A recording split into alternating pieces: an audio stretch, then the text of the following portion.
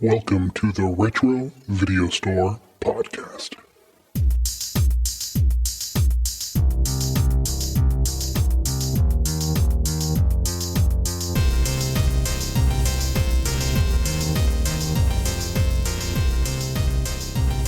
Welcome, everyone, to the Retro Video Store Podcast. I'm your host, Eric. Hi, Eric.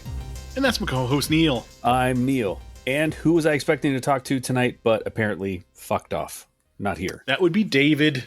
David is not joining us tonight. Supposedly next week. And then maybe consistently after that. So he's out there fighting those fires as usual. He missed the Funhouse. But did he miss it, though? So today begins our descent into horror movie madness, as the first episode of September is going to be The Funhouse, which we're talking about today. And then next week will be Hell Night. And after that, the next week will be The Prowler. What do all three of those movies have in common? They were all released in 1981. So our final episode of September will be a tribute to the greatest year in horror movie history. Let me start that again. Be a tribute to the greatest year in horror movie history, 1981. I messed it up again. The greatest year in horror movie history, 1981. So, yes, we're going to do a deep dive into that, talk about all of the episodes that we've done from 1981, which are quite a few. Neil's pantomiming me. I want you to notice the scary accuracy with which I did that. Mm-hmm. It was impressive. Thank you. Yeah. That's very good. So we're going to have a very special episode, and it'll be fun. And I'm going to do a lot of deep diving research. I bought this movie called Into Darkness, which is a tribute documentary for all the horror movies of the 80s. They're really fun. I watched that the other day, so yeah. But how are you, Neil? Beat up. Mm-hmm. Worn out. So I went and played bagpipes on and off in like 97-degree heat yesterday and did a bunch of marching and all the other wonderful things that are associated with it. And whole day of like out there wearing like 8 yards of wool on a kilt and a wool cap, sweating my balls off, drinking water, and sweating so much that I didn't need to pee. I just kept shoving liquids into myself and food. I didn't poo until later today. Well, later than we're now, but today. Thanks for the poo update. Do you hear my cat meowing? Yeah, I can hear your cat meowing. Yeah. So it was a good time. Everybody's done. They're breaking everything down. It's like 6:37 here on the coast right now. So it's on Sunday. So they're all done now. Meow. A very active kitty.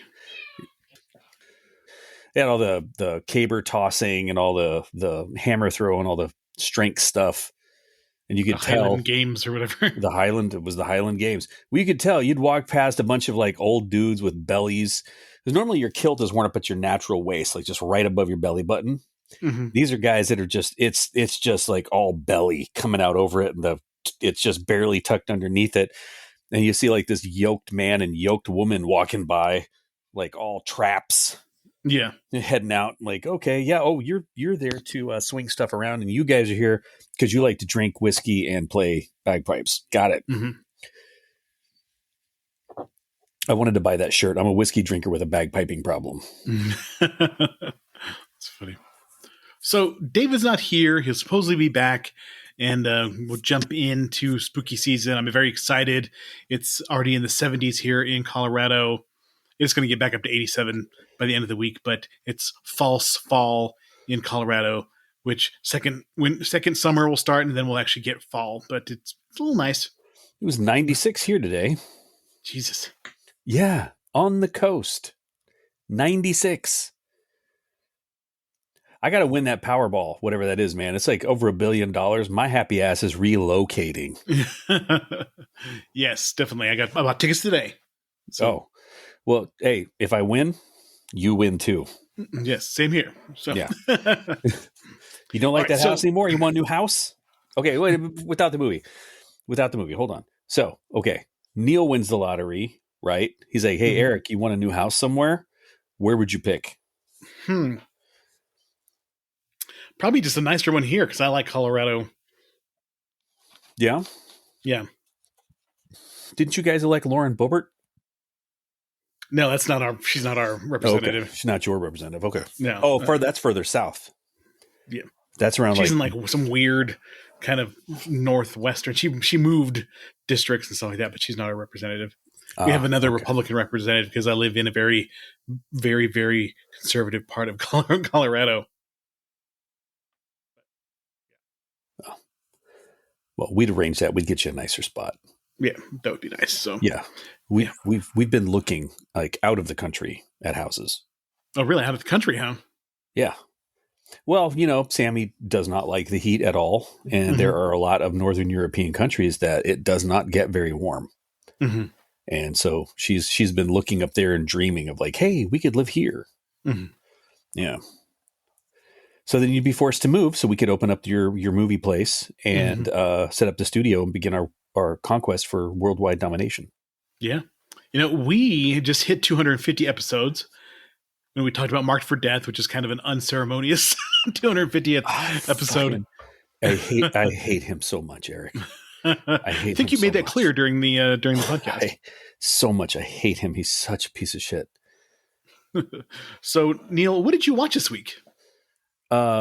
This week, I didn't really watch much. I spent a lot of time. I mean, I watched a few series and things like that we normally like tune in to see. There's like some cooking competition things that we usually tune in and watch when we get home before we make dinner, just as like, hey, oh, look at that. That's cool. Let's do that. But mainly this week, I spent a butt ton of time preparing for this weekend. Mm-hmm. So no movies or anything. No, I watched this piece of shit. Other than that, I think it's slow. We'll get into that though. I still enjoy it though. It holds a special place in my heart as a youngster watching this movie, and I'll tell that story once we get there. So let's hear it. Let's hear what you watched. What did I watch? I watched Weapons on Thursday, and it was fucking good. It was really, really good. I had heard it was getting really good word of mouth, and it was doing really good at the box office. So I'm like, well, this is one of those I probably want to see in the theater. So we went to the Roadhouse Theater here in Colorado Springs. That's the sit-down restaurant, order food and stuff like that. So that's always fun. And the movie was really good. It was a packed house on a Thursday night for a movie that's been out for 4 weeks. So you can tell it's kind of interesting to see that. So that movie is doing well if it's doing that well 4 weeks in. It was really different, and that's what I really liked about it. The advertising makes you think it's one thing, but it turns out to be something completely different. I like it. It was pretty original. I wouldn't say it was 100% scary. There were some scary moments and very unsettling moments, but I like the originality of it, and it was kind of funny. There were some funny parts to it. So overall, I would highly recommend it. It was really good. I'm looking forward to seeing it again. So break it down. What's Weapons? Like, give me just a quick pitch. Why would I want to go see this? Because when you said the name, I'm like, I've not even heard about this. Oh, wow. It's like a town where a certain classroom where 17 kids in this one classroom go running off into the night and disappear. Okay. Oh, wait. This is okay. So I've seen ads for this, but I didn't get a name for it where they're running with their arms out. Yeah. Kind of like Naruto running away from their houses and stuff. And yeah. One thing I like about it is that it doesn't treat technology like something novel. It just everybody happens to have Ring cameras. Everybody has cell phones. But it doesn't make it obvious. I don't know how people always you see it. People make that kind of stuff like a plot device or whatever. It's just people have it. It's not. It doesn't insist upon itself But Josh Brolin is in it. He does a really good job. It's very cool. It kind of reminds me a little bit of Hereditary in theme. If you would, it's kind of the supernatural element is not what you expect when you get into it, and it's pretty good. I really enjoyed it. I thought it was really good. I also watched the Salem's Lot movie again on HBO Max. Jamie hadn't seen it, so we sat down and watched it, and she enjoyed it. I think it's good. I think it's really solid. I mean, obviously, it's only a 2-hour movie for a big story, but it's kind of they smartly cut it down to make an entertaining movie. It's not as good as Tobe Hooper's original Salem's Lot, but it's fun. I thought it was pretty good. Tobe Hooper, of course, who directed Funhouse. You know what's funny is I've watched like the first maybe like minute of that, so that it would be, when you turn on HBO Max, it's one of the first things you see. Yeah, but I've never gone back to finish it. It's good. I liked it. The special effects are really good. It kind of truncates some stuff. Watching it the second time, I see a lot of where they trimmed a lot of stuff that maybe was really good in the original version, but it's still good.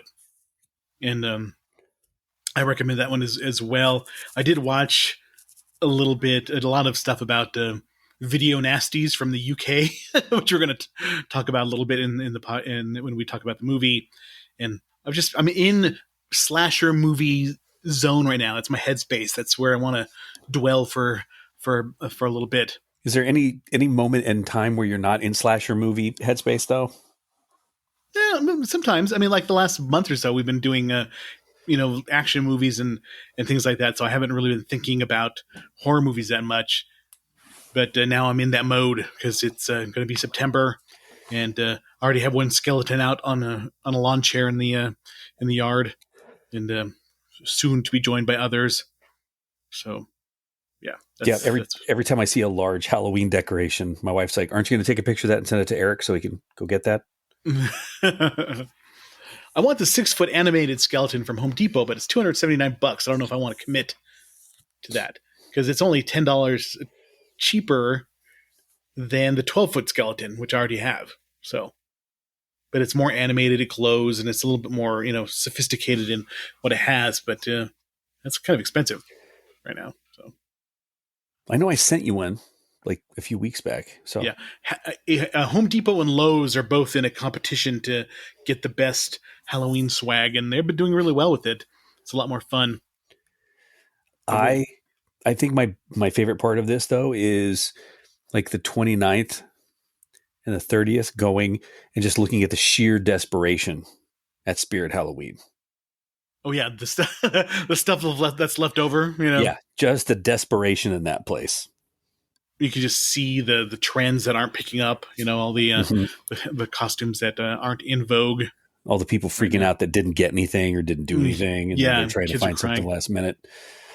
And so, how many slutty nurse costumes do you have left? Mm-hmm. Oh shit! This is going to be a little bit of a side. I know we're 13 minutes in, but I saw a kid throw a fit yesterday, and it triggered me. Oh, let's hear it. Well, my wife and I were at a place called Old Chicago.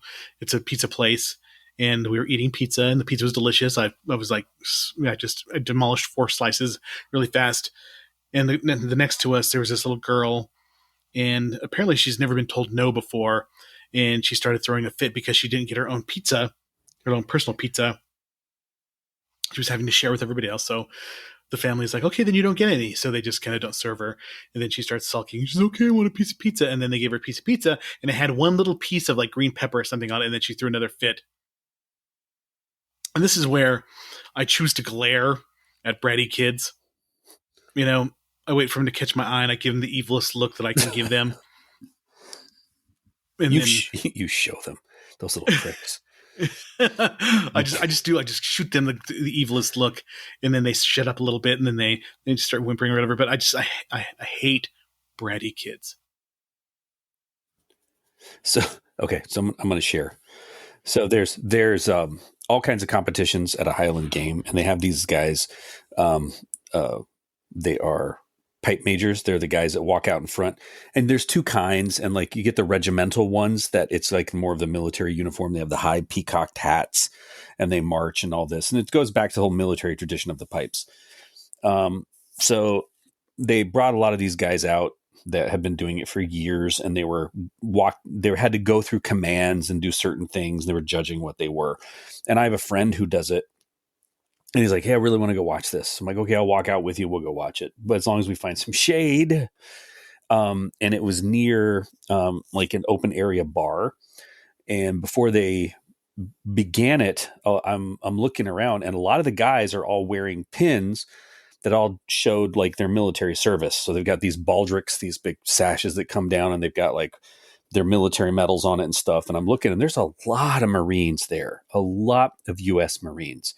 And the guy goes, before we do this, we're going to, they're going to do an invocation. And they brought a dude out there to give a prayer.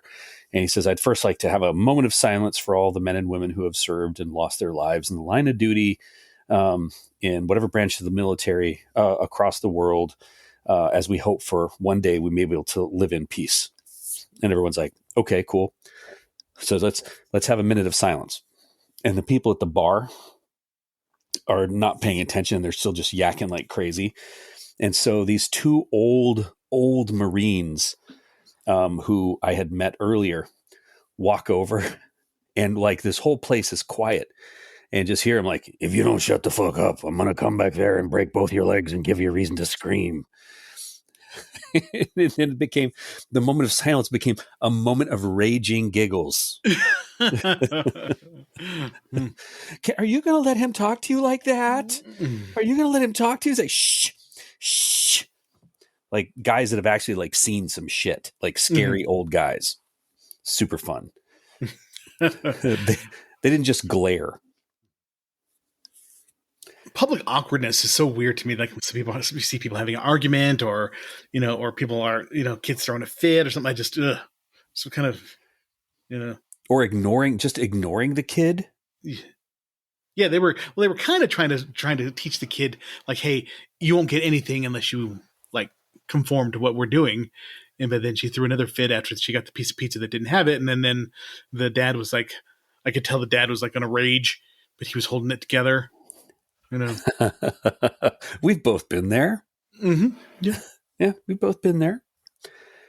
But I never had to do that to my kid because we took care of that at home in private. Oh yeah, same here with mine. Yeah, made sure there's a certain way you're going to behave. And if you don't behave, well then fuck. Looks like you ain't going. Same way. Super fun. Should we Gen X parenting? Just kidding. No. Not quite as free range though, like the way we were raised. Like that poor little fucker that sneaks out of the house. Yeah, speaking of free range children and Gen X and boomer parenting, let's talk about the Funhouse from 1981. I want to talk about that kid.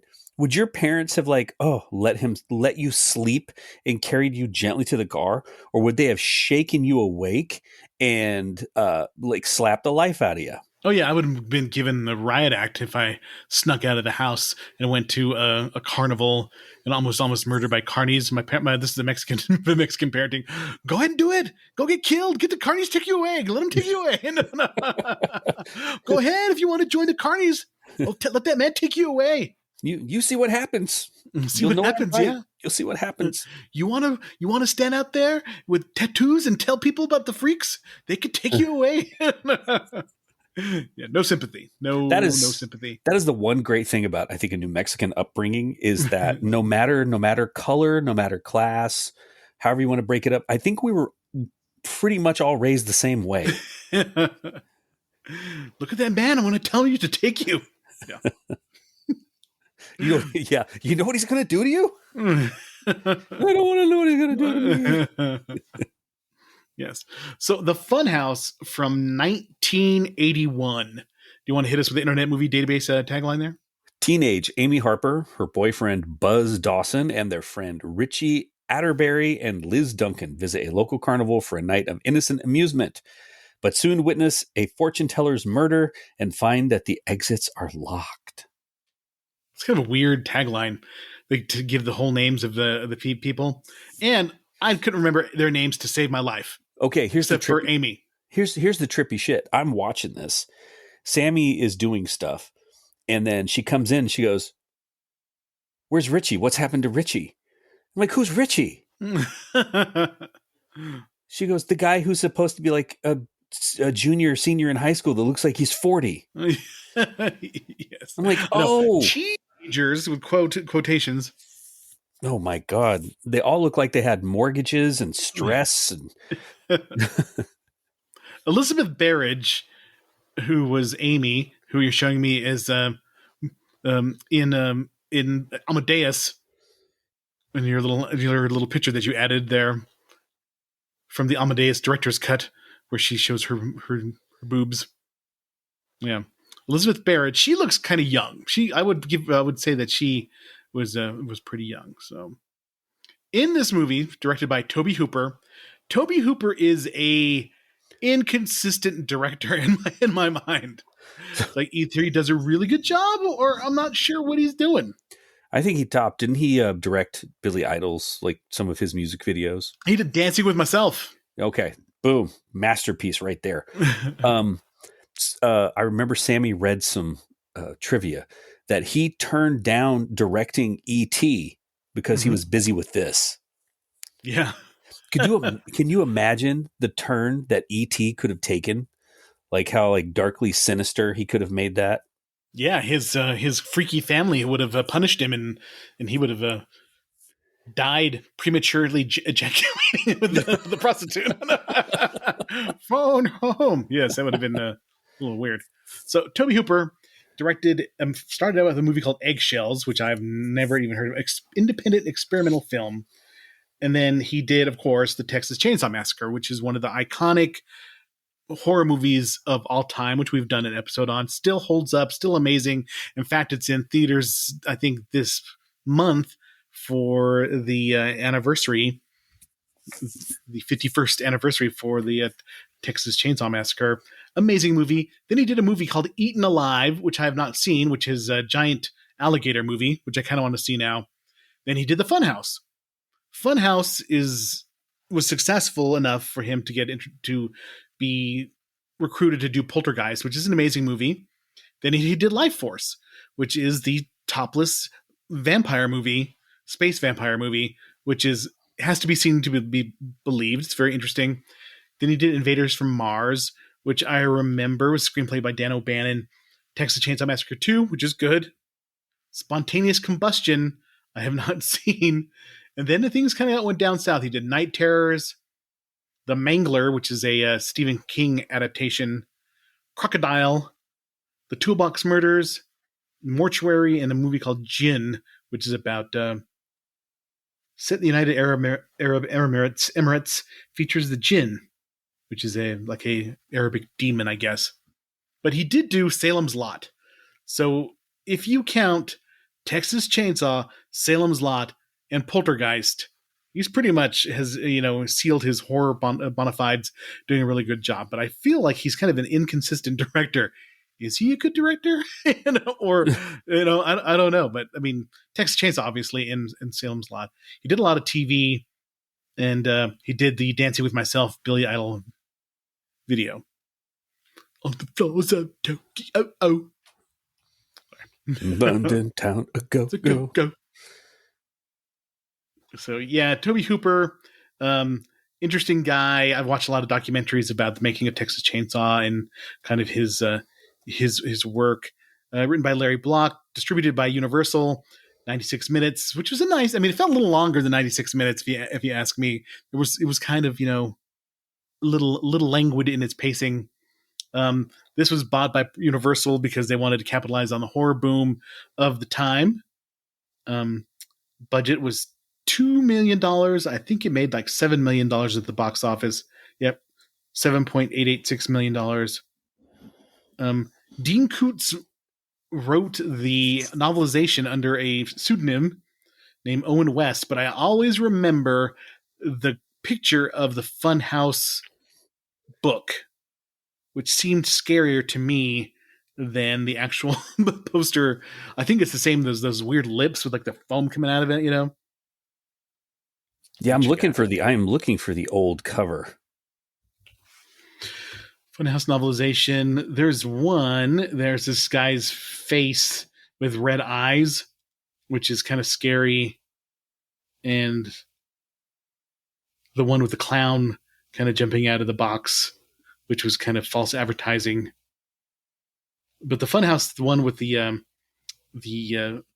looks, it says Funhouse, and there's like a black background guy when you see this guy's red eyes. I always remember that as being kind of scary. But the alternate poster was also scary, and that's the one with the just kind of fangs. It's in the Wikipedia article. The weird mouth. Yeah, the weird mouth. Wait, I'm trying to find that. Who wrote the book? Dean Koontz under the pseudonym of Owen West. Dean who?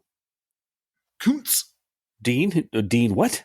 He was the bomb in Phantoms, yo. Always such the bomb. I didn't really like Dean Koontz's the book Phantoms. That was one of those books I read as a young man. I thought it was really scary, but never saw the movie. The movie wasn't half bad. Mm-hmm. Wasn't half bad at all. But it's one of those just didn't translate, because I read the book too. It didn't translate as well as it could have. It was kind of a letdown towards the end, but it was still pretty damn good.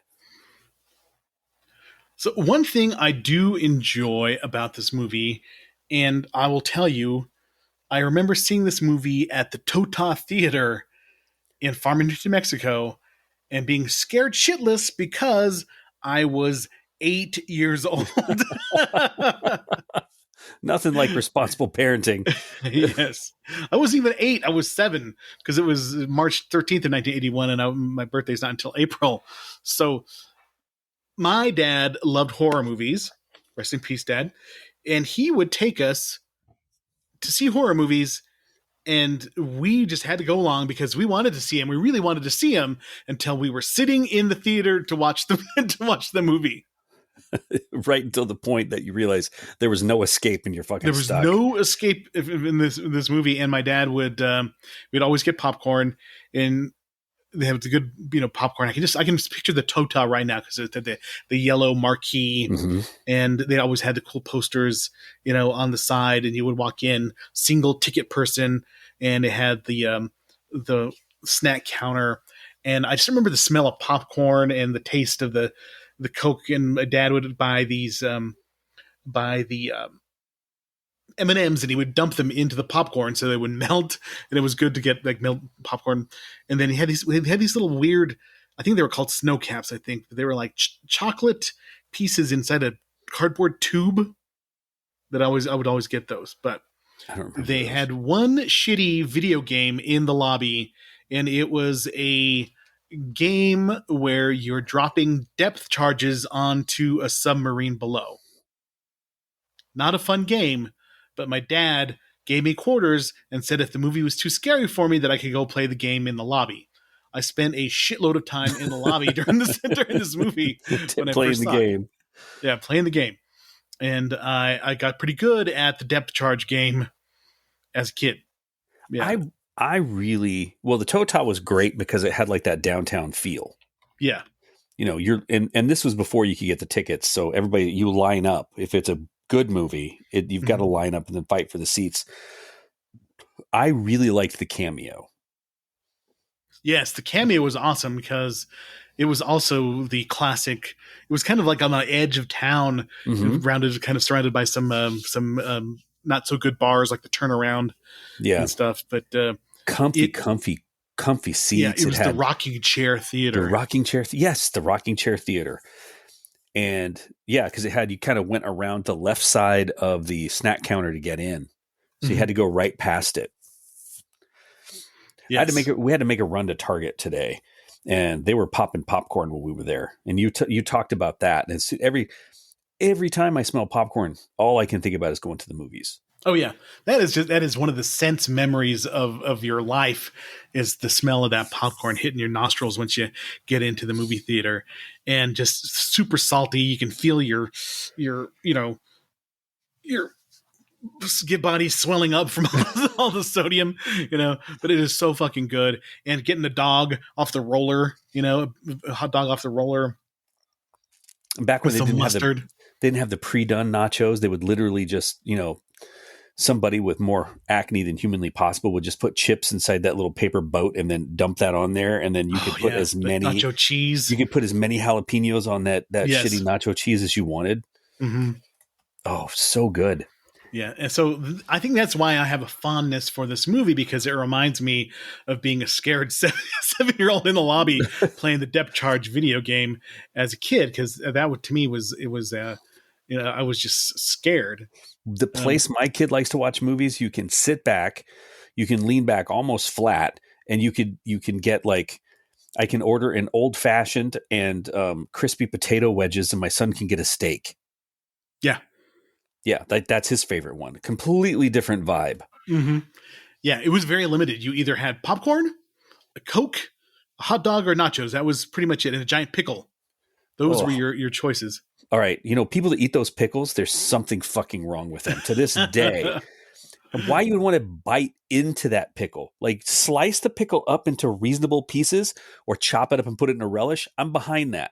But to sit there and gnaw on that weird green, like just dripping with vinegar pickle, and when someone would chew on that thing next to you, you just wanted to put a fucking elbow right into their nose. It's like, what's wrong? What's wrong with you? Just go get some relish on a hot dog like a normal human. So Depth Charge, it was a black and white submarine simulator arcade video game released in 1977 by Gremlin Industries. The game shows a side view of a section of ocean with a destroyer on the surface and submarines passing beneath it. The player-controlled destroyer can be moved left and right and drop depth charges to destroy the submarines below. That was the game. Okay, made by Gremlin. Just for you, because I actually have this page marked right below the takeaway and above the cast and crew. If you go to that, you can play it on an emulator online. Sweet. I'll have to check it out because I like those old video games. The one little side note, remember on the Apple IIc, they had a game where you would shoot people on the parachute? That was a fucking awesome game. I love that shit. But if the people landed, they would come and like blow your little your artillery position away. Yep. I used to love the one with the helicopter where you had to land and pick them up, and they would just like, thank you, or you could crush them on accident. Okay, little side note. What was the dungeon video game that Mr. Rice had in the Super Quest? Super Quest, really? Super Quest. Oh shit! I always wanted to play that. Now, they've got that on an emulator too. I played it on the emulator because you had to get the quarrels, and then you get the magic quarrels that would actually go, and then you had to kill enough dragons you could get dragon armor so that you were immune to the dragon fire, which is the last Super Quest. All right, I have to look for that one. Yeah, I haven't thought about that in a long time until we were starting to talk about Depth Charge. But yeah, well, the problem with the only emulator that I found is it breaks it down into levels, because it's got like over 1,000 rooms, and yeah, I remember when I beat the game, I was so super stoked. Mm-hmm. I copied that shit from Mr. Rice and took it home. This was the essentials of being a kid, is that these were the first video games you ever played. Oregon Trail, Lemonade Stand, the parachute game, but then also the arcade game playing like Galaga, Galaxian, Space Invaders, all that kind of stuff like that. But that Super Quest game I still love dungeon crawlers to this day. That's like my favorite genre of video game, like, Diablo 3, Diablo 4, all those games, and, Titan Quest, all those are my favorite type of video games. Just isometric dungeon crawling loot fest games. I love those. I would spend hours and hours playing those type of games. Amazing stuff. All right, back to the Funhouse. One thing I enjoy about Funhouse is it's sleazy. there's something sleazy about the carnival. It captures that kind of weird sleaziness of going to a carnival that you feel, especially when you're young in the 80s. Remember that carnival that would show up in the parking lot of the Safeway once or twice a year? Oh, they had that weird shopping center down there, and they would take that whole area. Mm-hmm. They would take that whole area over. Yeah. And these were all like run every carny we were watching. And I was thinking to myself, and then my wife said, do you remember how like we would go to these janky things and the people would look that scary and we would trust them with our lives on fucking mechanized rides and praying that they were getting like, on the goddamn Sizzler and and the Twister or whatever it's called, getting on the zipper or the tilt-a-whirl. Yeah. It's spinning you around and flipping you upside down and just trusting that machine has been like the upkeep was done on it. And the guy running it had all, I'd look to make sure he had all his teeth just to see how much meth he's consumed in his life. Oh yeah. Always think of Austin Powers. Two things that scare me. What's one? Connies. Small hands. Smell like cabbage. Yeah. That's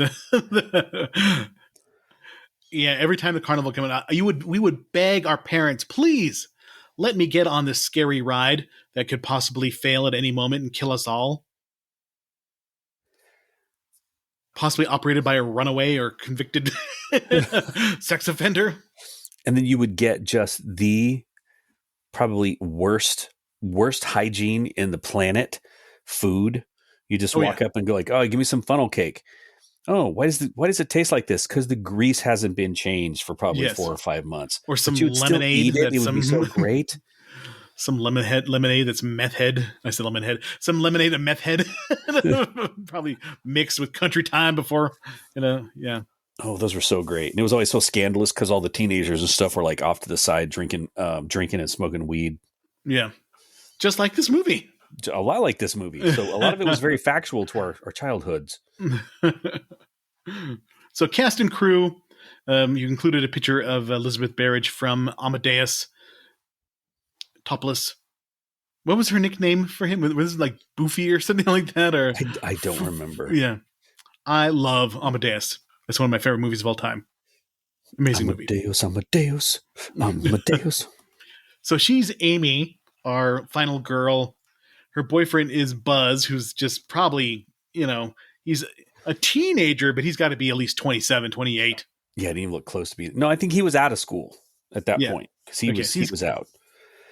So Miles Chapin is Richie, her friend, and Liz is the other friend. They go to the carnival together. Kevin Conway plays the 3 carnival barkers, but also the father of our deformed monster in this movie. And William Finley plays a little cameo as Marco the Magnificent, who's doing his little coffin trick with the with his apprentice. What was her brother's name? It doesn't even say in here. The brother is a shit. And this had at the beginning of the movie, and Neil sent me immediate text that there was first person POV of the killer, which Neil absolutely hates in any movie. Absolutely hate. I did not remember this movie at all, probably until the last 5 minutes. I'm like, oh yeah, I've seen this before. But as soon as he put the mask on and started running around. Okay, so it's not obviously wasn't the killer. Well, you want to do all the preliminary stuff, or should we start talking about the movie? Let's do critical consensus first. This was some disturbing shit that needs to be discussed. Yeah, we'll talk about them. All right. So this got an average rating of 6.2 out of 10. And Tobe Hooper was specifically praised for bringing style and suspense to what could have been a standard early 1980s blood and gore focused horror film, and his work here was largely responsible for him getting the job of directing the original post-Poltergeist film. Holy crap, I can't read. Film critic Gene Siskel of the Chicago Tribune liked the film and gave it a positive review. He also cited it as one of his guilty pleasures in a 1987 show, giving the film credit for having an interesting story, creative direction, and even a somewhat sympathetic villain. John Corey of the New York Times gave the film a middling review, noting, at times, in fact, Mr. Hooper almost persuades us that he is up to more than just gore, creepiness, and trauma. He has photographed a carnival, freak show, girly show, grifters, and geeks with a sense of style. The carnival is a small vision of middle America gone sour, reveling in mean gaiety. And it is not bad while it lasts. Then the monster comes in and drools. Lots of drool. A lot of drool. Variety's review of the film was similarly mixed. For all the elegance of photography, the pic has nothing in particular up its sleeves, and the devotees of director Tobe Hooper, The Texas Chainsaw Massacre, will be particularly disappointed with the almost lack of shocks and mayhem. In a review published in People, the film was praised, while the director, Tobe, Texas the Chainsaw Massacre Hooper, ought to have moved on to better things. He is the master of this gore and sadism genre. The film features an excruciatingly tense final confrontation. Alex Caneas of Newsday also gave the film a positive review. The Funhouse doesn't trade on gratuitous and graphic gore, but it doesn't have to. In little ways and in using the traditional tried and true devices of the genre, it skillfully heightens expectations, nicely evokes the chiller of a bygone era as it pays respect to Hitchcock and James Whale. Rotten Tomatoes, 67% of the critics gave it the 6.2 out of 10. 46% of the audience, and that score fluctuates. Consensus often praises the mood, cinematography, and Conway's barkers. The pacing does get dinged. But all I can say is I think Rob Zombie watched this movie way too much. Oh, yeah, totally. This is a... Rob Zombie owes a lot to Tobe Hooper and the Texas Chainsaw Massacre and this movie as far as the kind of unpleasant family dynamics that are always in his movies. Mm-hmm.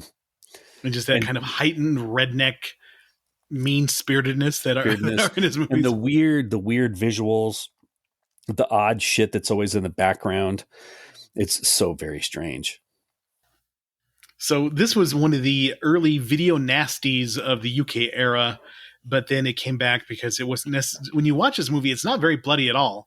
I can't even think of any blood in the movie that I thought that I saw. It was very bloodless compared to other movies at the time. There were some dribbles. Some dribbles of blood, yeah, but it wasn't like full on gore fest where I can't believe what they get away with in weapons compared to the movies today. I mean, compared to the movies then, they were considered extreme in video nasties. Weapons comes off with some crazy shit that would be like completely censored back in the day. There's some really gory stuff. So video nasties. I'm curious now. The interesting thing, I love reading about horror history and the history of the VHS era. And this was a act in the UK where it was the Obscene Publications Act. And they had a board of people who were effectively censoring what people could see in their homes. The British Board of Film Classification was responsible for censoring all these movies. And there's tons of movies that should have been, seen in the UK, but were banned. And they have the final 39, and these are the ones that were permanently banned until just recently. And a lot of them are a lot of Italian horror movies, and some slasher movies like The Burning was one of them. But the cannibal movies, Cannibal Apocalypse, Cannibal Ferox, Cannibal Holocaust, The Cannibal Man, Don't Go in the Woods, The Driller Killer, Evil Speak. We should do Evil Speak sometime. That's a good one. Faces of Death, House by the Cemetery, lots of Lucio Fulci movies. I Spit on Your Grave, which, yeah, it's a terrible movie. Last House on the Left, Love Camp 7, was a Nazi exploitation movie. Mardi Gras Massacre, Nightmares and a Damaged Brain, Night of the Bloody Apes, Night of the Demon. Night of the Demon is the Bigfoot movie where he breeds with a human woman, but also catches unsuspecting people in their sleeping bags and twirls them around. Yeah, it's so great. That's one of the funniest kills I've ever seen in forever. The SS Experiment Camp. There's a whole Nazi exploitation genre out there. I watched a documentary on it not too long ago, and about Nazi exploitation. I don't know why. It was on Tubi, and I was bored, so just kind of watched that. Kind of it was interesting to see why. In these grindhouse theaters that they would make these movies and how popular some of them were. Like Ilsa, She-Wolf of the SS is probably the most cited example of Nazi exploitation movies back in the day. Hold on, Jamie's coming in. Wow. Their Werewolf and the Yeti is one of the movies. A lot of them we've done. The Beyond, Dead and Buried, we haven't done yet. I love the stuff that was considered extreme. It's not very extreme compared to the stuff that comes out right now. But there's a really good documentary about video nasties and the censorship in the UK. It's on Tubi, and you also can watch it on YouTube. But it's one of those things in history that I find fascinating, the censorship that went on. I never really understood the whole video nasty thing. But then I guess maybe that's just a part of growing up in America. Like you're going to censor, you're going to tell me what to do. Remember the PMRC? Yes, I do. And it's kind of basically the same thing where they, that when that stuff was coming around, the Satanic Panic, the PMRC, video nasties, all the conservative groups kind of trying to keep people from watching things that they think would rot the kids' brains. But it's okay to have wars and drugs and all that kind of stuff like that, and guns. Like we had all that and we turned out great. We were just fine. We watched Faces of Death on VHS. Had to be a little sneaky, but we watched it. We watched uncensored Danzig videos at Neil's house.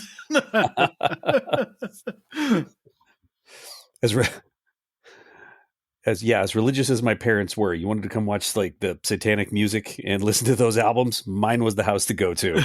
I always remember like they're talking to Glenn, and he's talking about all his books. Oh, yeah. It was about his like the banned books from the Bible and all this kind of stuff. He was such a blowhard. Or how like you remember She Rides? Remember the opening for that? She Rides. It's and the stripper's butt. The stripper's butt. And then in the MTV version, she had like on like a weird fringy leather skirt, but in the other version, it was just her bare ass. Yeah. And apparently she went a little bit nuts and just goes around to places. And, that's her claim to fame that she's in the video, but says that Glenn Danzig put a spell on her and that's why she never became more famous. Mm. As Glenn would do to people. As well, look what he did to Julian Sands. Mm-hmm. Speaking of which, man, I want to see that movie, the vampire movie that he directed with Julian Sands in it. Yeah, what is it called? I can't even remember. I can't even remember too. I saw his first one and it was bad. The Veronica movie or whatever it's called. There was some vampire thing. Veronica. Yeah, I believe it was. Yeah. There's a woman with eyes for nipples. Is the main character. It was truly like awful. One of the funniest things I remember, or if you watch, you can still watch it on YouTube. If you watch the Bodies video by Glenn Danzig, and it's him and the band. The band looks cool. They're all in black. This is the best version of the band, and they're playing. But there are unusually good-looking girls standing around Danzig, and they're just kind of like hanging out, watching him perform. You're like, okay, these chicks are models or whatever. It's just such a funny video. So, Death Rider in the House of Vampires. Oh, okay. I wonder if is it available to stream anywhere. I'm looking. So let's just keep going, and I will fire in as I. So the movie starts with a POV shower kind of stalking situation, and the one thing that we don't talk about is the little boy is spying on his naked older sister. Okay, that was so fucking weird. Like, what?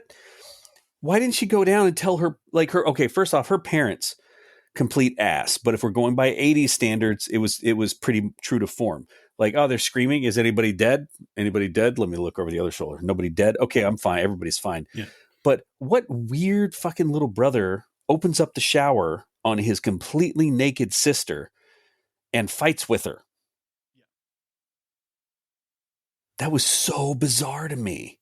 One thing I was jealous of is her brother Joey had a freaking cool ass Frankenstein poster in his room. Okay. So do you remember when you'd go to the store and they would have those flat racks that you could flip? Yeah. I remember that as soon as that thing came on, I'm like, I remember that poster. But you looked at that kid's room and you knew he was a little fucked up. Yeah, he was a total monster kid. He had all sorts of monster posters and stuff like that, but he also had weird shit too. So he's one of those kids who's got like cat skins drying in the shed somewhere, a little off. So she lies to her parents, says she's going to go, not going to go to the carnival, but she winds up going with her creepy older boyfriend who's just kind of like pressuring her. And so they go to the carnival, and the carnival does a good job. I mean, Tobe Hooper does a really good job, like we talked about, setting up the carnival. It's just sleazy, freaky carnies, weird, weird displays and stuff like that. And even had what Neil coined as, what is the term that you coined? The titty tent. They had the titty tent. I've never seen strippers at a carnival. So weird with the tassels and everything. But it got to a point where I decided to turn off the volume, because if I had to hear the guy go alive, alive, alive one more time, these animals are alive, alive, alive. Not made by man, made by God. Okay, we get your point. Alive, alive, yeah, so they alive. go to the animal oddities tent, and there's a cow with a big cleft palate. So I wonder if they're intimating that the mutant son of the carnival head is half cow, or he's got some sort of cow thing going on, because he looks like he has that cleft palate. When they, shocker, spoiler, the big reveal is that the crazy looking Frankenstein guy in the Funhouse is covering up the fact that he's an albino mutant. With look like here's what I thought was really cool about this. I thought there was a third one coming out of the middle when I first saw it. I didn't just realize that he had like the uber cleft palate. Yeah. He had the cleft cranium. If you look at Fangoria issue number 11, and that has the cover of the Funhouse. And I remember seeing this as a kid in the magazine rack at I think it was Safeway or something like that, and it scared the shit out of me, and I'm like, okay, we got to see Funhouse.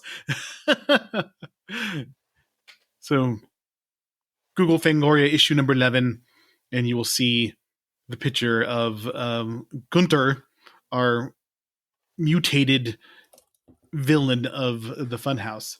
And you feel kind of sad for him, because the fortune teller lady that kicks our four protagonists out of her tent because they're all acting like dickheads, she is a prostitute as well, and Gunther, our mutated monster, sets up a date with her and uses some of his hard-earned cash to pay for her, and he does not perform well. She scolds him for it, and then he kills her.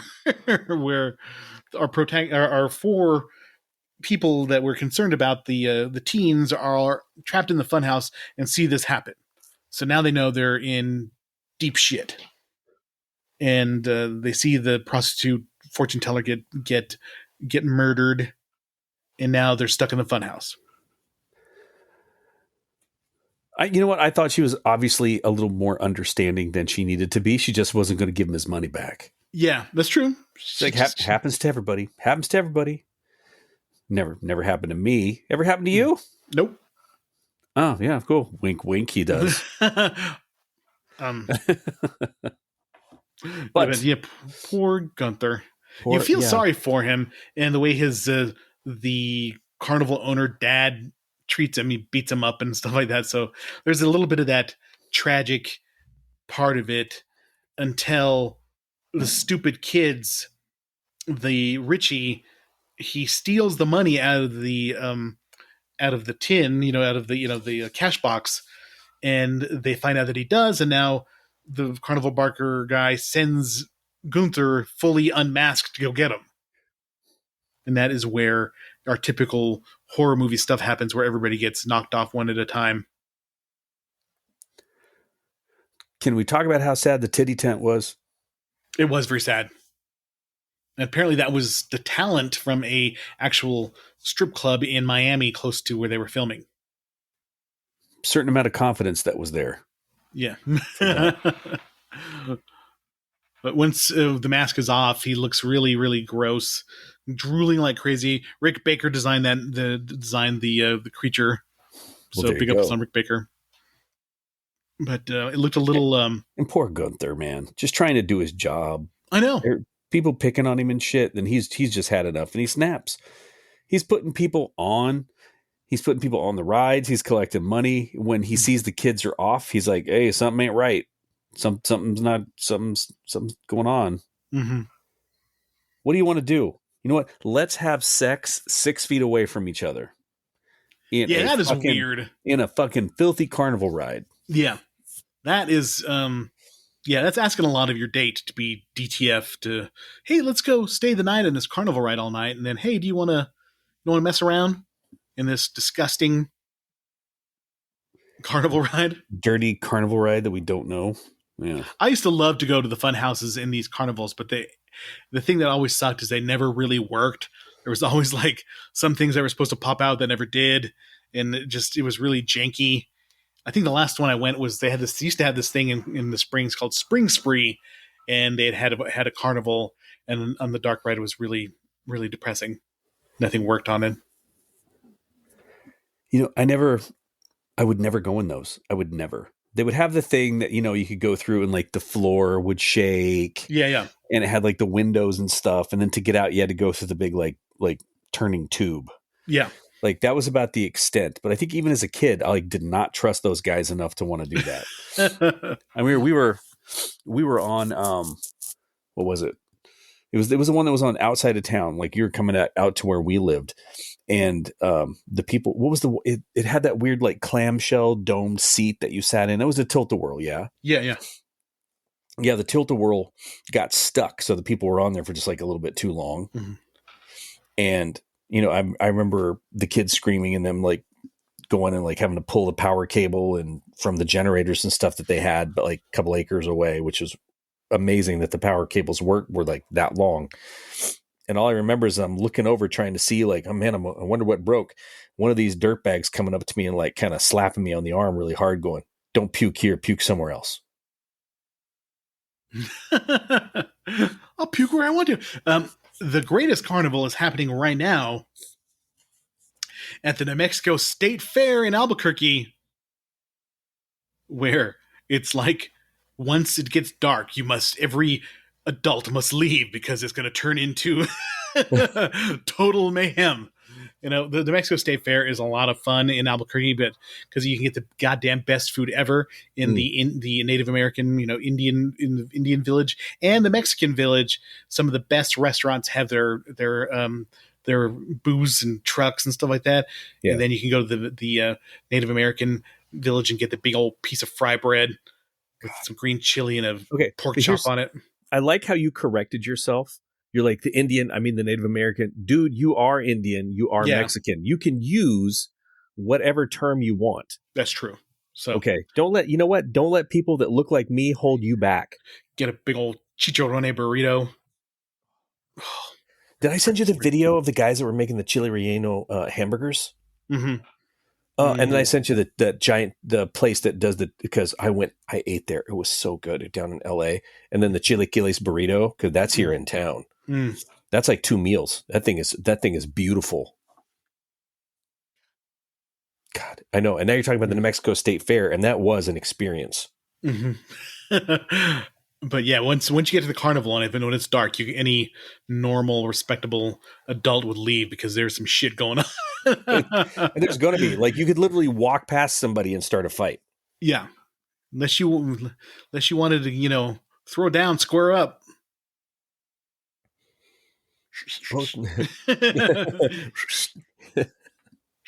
Yeah. Anyway. Okay. Maybe there's a little bit of Caucasian in there with your inability to do the whistle. I do that right. Yeah. Anyway, the people get killed. Her friends all die. Her little brother gets rescued by the parents and whatever. Before them, she sees her parents driving away with her little brother, and she's trying to get out. But poor Gunther dies. He gets torn up by some gears, electrocuted and torn up. And then very reminiscent. Took a shitload to kill Gunther. Yeah, it did. It did, and he's drooling and screaming and gets torn up. And she, very reminiscent of the Texas Chainsaw Massacre, when she's just kind of like stumbling out of the carnival and, walking. And she's going to be fucked up forever because she's just witnessed some shit. And it's weird. Like these people, they all live together. They all work together. that if they see someone stumble out of there in a dazed state, that they're like, oh, Gunther's been up to some shit again. Yeah. Some things have happened. Gunther's doing some wackiness. But, okay. Major gripe about this movie, and not necessarily the content. It was a slow burn. And it was kind of cool visually what he tried to do. But I got to tell you, those opening credits damn near killed me. I was ready it was very long. I was ready to turn it off. And way too many shots of that animated lady, the animated fat lady with the one eye that kept twitching. Way too many shots of that. I did not find that spooky or creepy at all. It just, they kept looking at it and the kid kept staring at it. And I'm like, did you like take a whack in the head already? Sorry. So many weird, irritating things like that in the whole movie, but not horrible. This movie was not horrible, but it wasn't great. Would I watch this movie again? Probably not. Mm-hmm. I have seen this several times over the years. I actually don't own it on Blu-ray. It's one of those I probably should get. No, you're good, dude. You're good. Well, it's streaming everywhere. It's on Amazon Prime. It's on Tubi. And it is worthy of Tubi. It's not on Tubi. It's not on Tubi right now. Oh, wait, where did you get it? Where did you watch it at? Amazon. Okay. There are a couple of things called the Funhouse on Tubi, but they're not the 1981. Mm-hmm. Interesting. So check it out on Amazon Prime if you haven't seen it. I have fond feelings of it just because it gives me that sense of nostalgia of being scared shitless and playing Death Charge in the lobby because I didn't want to see what was going on. And I also did not understand at all what was going on with Gunther, why he got mad at the at the prostitute when I was young. I'm like, what is she mad about? What's going on? What is going on? Freaking 7 years old. So I didn't know what was going on. And it wasn't until later on that I rented this on VHS later and was, okay, that's what's going on. You want to leave the mask on? Well, obviously you haven't seen Gunther with the mask off. But this is a nice, appetizer for spooky season to watch a movie that's set in a carnival, especially when all these fairs are happening around, county fairs, state fairs, all that kind of stuff is going on.